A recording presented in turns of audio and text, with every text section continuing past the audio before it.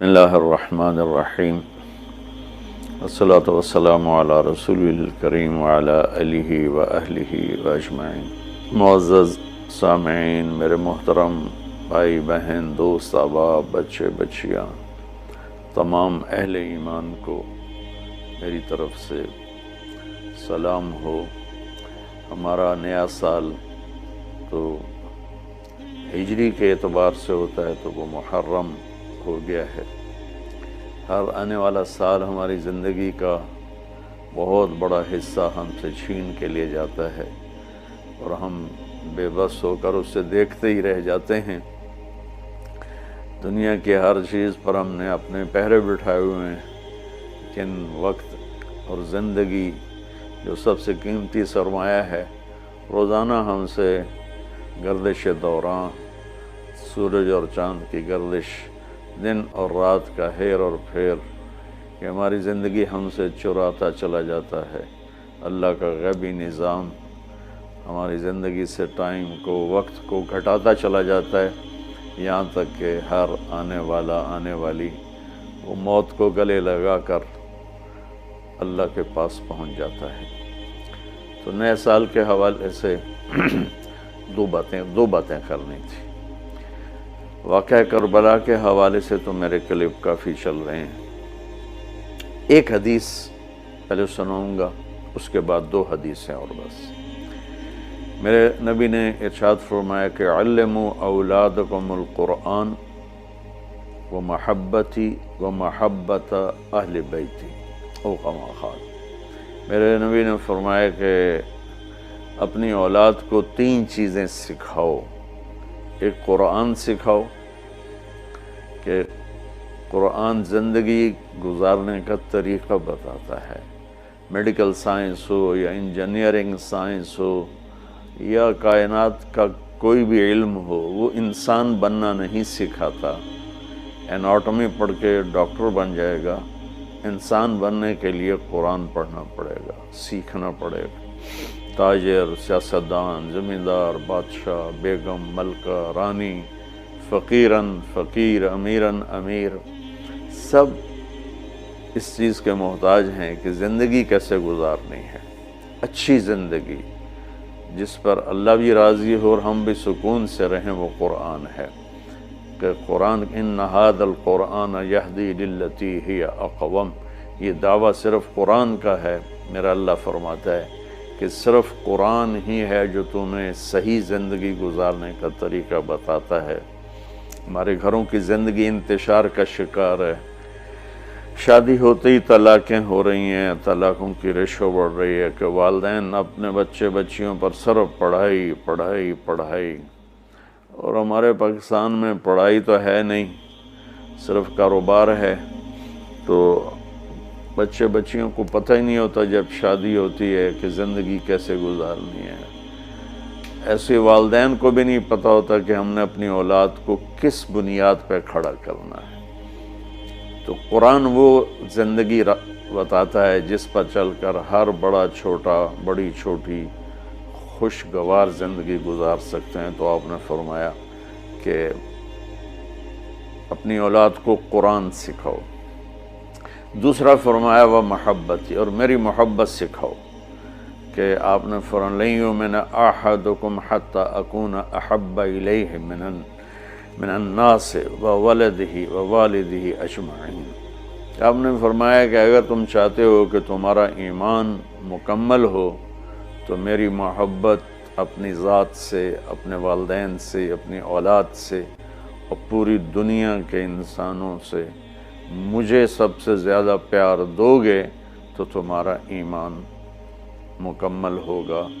تو اللہ کے نبی کی محبت کے بغیر ایمان کامل ہو نہیں سکتا۔ اب محبت کا کیا پیمانہ ہے، کیا معیار ہے؟ ایک ہم نے بنائے ہوئے ہیں، مختلف معیار بنائے ہوئے ہیں عشق رسول کے، محبت رسول کے، لیکن میں وہ معیار بتاؤں گا جو نہ میرا بتایا ہوا نہ کسی اور کا، وہ میرے نبی کا بتایا ہوا ہے کہ اللہ کے رسول سے پیار کرنے والے ہوتے کون ہیں۔ تو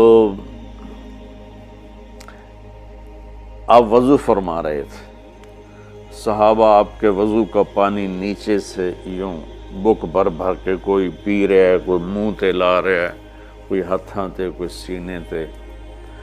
تو آپ نے پوچھا ما یحملکم علی ھذا، بھئی یہ کیا کر رہے ہو، کیوں کر رہے ہو؟ کہ حبا للہ ولرسولہ۔ تو صحابہ نے عرض کی یا رسول اللہ آپ اور آپ کے رب کی محبت میں کر رہے ہیں۔ سبحان اللہ۔ تو ہم نے فرمایا کہ میں تمہیں بتاتا ہوں کہ مجھ سے محبت کرنے والا اور اللہ سے محبت کرنے والا کون ہے۔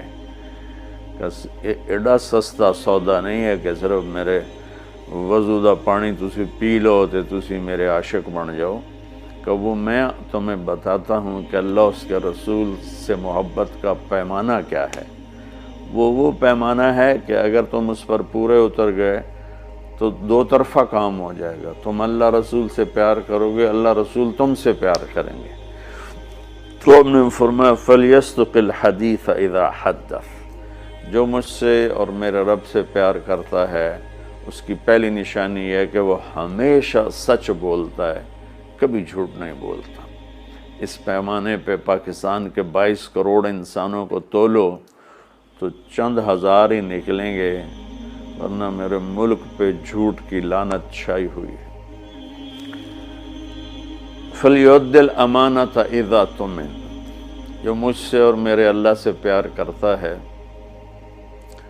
وہ کبھی کسی کو دھوکہ نہیں دیتا، ہمیشہ دیانتداری سے کام کرتا ہے، دیانتداری سے ہر ڈیل کرتا ہے۔ اس پر تولیں تو پورے پاکستان کے بازار، تجارت، سیاست، ذمہ دارہ، لین دین دھوکہ ہی دھوکہ ہے، فراڈ ہی فراڈ ہے۔ اس میں بھی چند سو ہی نکلیں گے جن کو اللہ رسول کے محبت کی گارنٹی ملے گی۔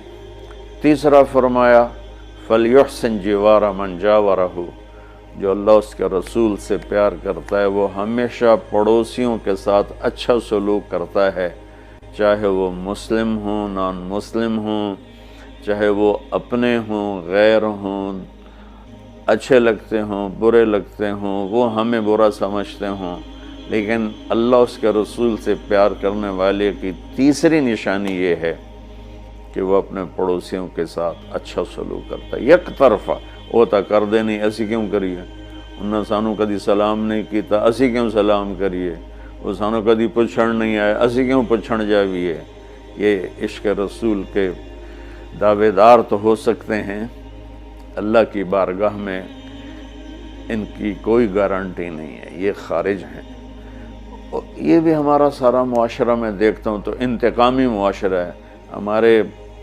ہمارے علاقے کی مثال ہے جی، قدمہ دے قدم ہون دن، کیا مطلب کہ جو ہمیں پوچھنے آئے گا ہم بھی پوچھنے جائیں گے، جو ہمیں سلام کرے گا ہم بھی سلام کریں گے، جو نہیں کرے گا تو ایسا کیوں کریے۔ یہ میرے ملک کے اخلاق یہ ہیں، اور میرے نبی فرما رہے ہیں کہ مجھ سے محبت کی تیسری نشانی یہ ہے کہ وہ یک طرفہ ہو کر اپنے پڑوسیوں کے ساتھ اچھا سلوک کرتا ہے۔ تو اس حوالے سے نیا سال شروع ہو رہا ہے، ہم قرآن سیکھیں، اللہ کے نبی کی محبت سیکھیں۔ تیسری چیز فرمائی وَمَحَبَّةَ أَهْلِ بَيْتِ، اور اپنی اولاد کو میرے اہل بیت کی محبت سکھاؤ۔ سبحان اللہ، اس کے بغیر نہ ایمان مکمل ہے، نہ زندگی مکمل ہے، نہ راستہ طے ہوگا۔ کہ آپ نے فرمایا غدیر خم کے موقع پر جب آپ حج سے واپس تشریف لا رہے تھے کہ میں تم میں دو بڑی بھاری چیزیں چھوڑ کے جا رہا ہوں، اگر ان کو مضبوطی سے پکڑ کے رکھو گے تو کبھی گمراہ نہیں ہوگے اور مجھ سے عامل ہوگے۔ خلاصہ کے طور پر ایک میری کتاب اور ایک میرے اہل بیت۔ تو ہم نے قرآن کے ساتھ بھی ناانصافی کی ہے اور اہل بیت کے ساتھ بھی ناانصافی کی ہے۔ درد سے کہہ رہا ہوں یہ بات، میں فرقہ واریت سے بالا تر ہو کر یہ بات کر رہا ہوں کہ ہمیں اگر ان کے گھرانے سے پیار نہیں ہے تو وہ کیا ایمان ہے اور کیسا ایمان ہے۔ تو اللہ اس کے رسول نے جو محبت کی نشانی بتائی ہے وہ بھی میں نے بتا دی، اور جو اللہ کے نبی فرما رہے ہیں کہ 3 کام اپنی اولاد کو سکھاؤ: قرآن، میری محبت، میرے اہل بیت کی محبت۔ تو آؤ بھائی، ہم اپنے ملک کے لیے بھی ایک اچھے پاکستانی بنیں، سچ بول کے، دیانتداری، محبت، ایثار، وفا، صحیح تولنا، صحیح بولنا، اور ماں باپ کی خدمت، بیوی کے ساتھ اچھا سلوک، اولاد کے ساتھ محبت، یہ سارے وہ چیپٹر ہیں جو اس وقت بالکل ادھورے پڑے ہوئے ہیں۔ اور صرف نماز پڑھ لینا اور حج عمرے پہ زور لگا دینا بہت اچھی بات ہے، میں کسی نیکی کی قدر نہیں گھٹانا چاہتا، لیکن اور بھی دکھ ہیں زمانے میں محبت کے سوا، راحتیں اور بھی ہیں وصل کی راحت کے سوا۔ اسلام تو ایک زندگی ہے، یہ تو چند مختصر عبادات پوری زندگی پر تو نہیں ہے نا۔ اس لیے میری فریاد سنو اللہ کے واسطے، علماء سے بھی کہتا ہوں، خطیبوں سے بھی کہتا ہوں، اپنا مسلک پیش نہ کرو، اسلام پیش کرو۔ اسلام ایسی خوبصورت زندگی ہے کہ اس کا خریدار آپ کو ہر انسان بنے گا۔ آپ سن لیں گے تو آپ کا احسان ہوگا، آپ کر لیں گے تو آپ کی دنیا بھی بنے گی، آخرت بھی بنے گی، ورنہ فقیرانہ آئے صدا کر چلے، میاں خوش رہو ہم دعا کر چلے۔ وہ جو گیت تم نے سنا نہیں، میری عمر بھر کا ریاض تھا، میرے درد کی تھی وہ داستاں جسے تم ہنسی میں اڑا گئے۔ السلام علیکم۔